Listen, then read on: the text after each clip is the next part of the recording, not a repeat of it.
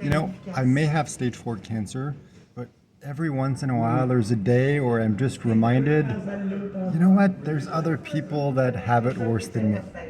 Maybe not in the long run, but temporarily, definitely. And today was one of those days.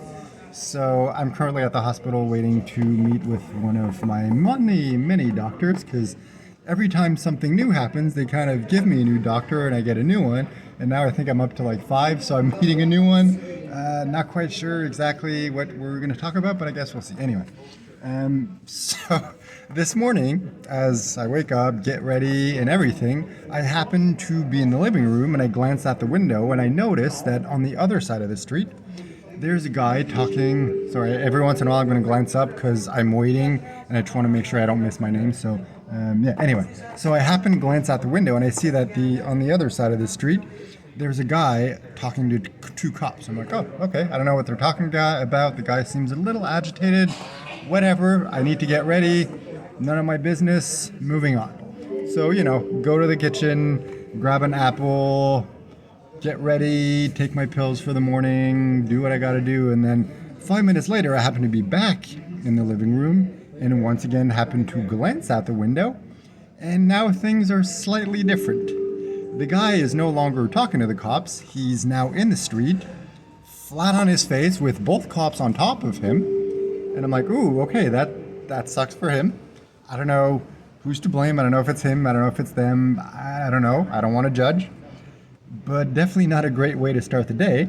So I just stand there for a couple minutes and observe. And as I do that, there's more cops that keep coming, running and running and running. And within 5 minutes, there's about 6 cop cars there, dozen cops,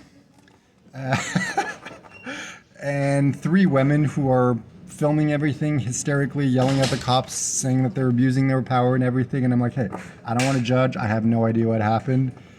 But as I'm kind of standing there staring, I'm just thinking to myself, you know what? Yeah, okay, today is one of those days where it doesn't matter if I have stage 4 cancer, if I'm on the way to the hospital to meet with a doctor and everything. Like, it doesn't matter what I'm going through. This guy is having a worse day than me.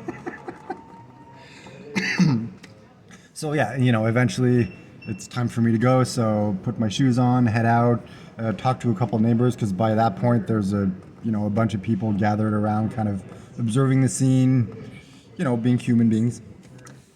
So no one really has any idea what's going on or anything. Plus, I don't really have much time to hang around and just discuss everything.